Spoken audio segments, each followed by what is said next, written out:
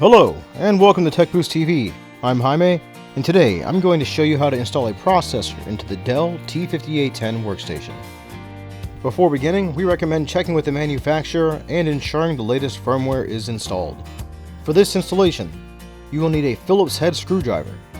Please check out the quick spec link in the description below to learn more about processor compatibility for the Dell T5810. First, ensure your computer is powered off and that the power cord is unplugged. Next, press and hold the power button until the white light is completely shut off to ensure there is no residual power remaining on the motherboard.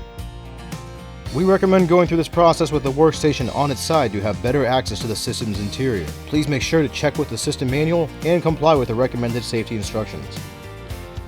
To open the system, lift the latch found on the side and remove the panel.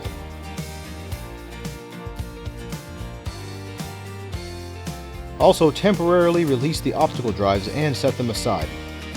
You do not need to disconnect the cables. You now have access to the heatsink, which you must remove to install a processor. Using a Phillips head screwdriver, unscrew the 4 screws holding the heatsink down.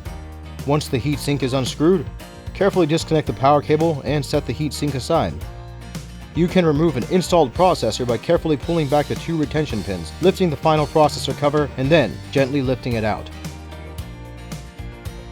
If needed, clean thermal paste off of the processor and heatsink with rubbing alcohol and paper towel. Once the processor is removed, you will install the replacement processor. Take notice of the directional marking on the processor and ensure it aligns with the corresponding mark on the motherboard. Gently place the processor inside the socket and ensure a snug fit. Close the processor cover and replace the retention pins to lock the processor in place.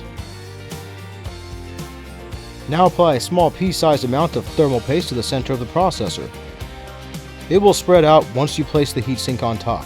Secure the heatsink on top of the processor by aligning the holes on the heatsink to the screw mounts on the motherboard. Screw the heatsink down to ensure a firm hold and reconnect the power cable. You may now replace the optical drive assembly by locking it into place and then reattach the external panel to finish. Please check out our how-to videos covering processor, memory, hard drive, and video card installation for this and other systems. If you have found this helpful, please hit the like and subscribe buttons below. We welcome suggestions on how to make these more useful, so please don't be shy with requesting additional content.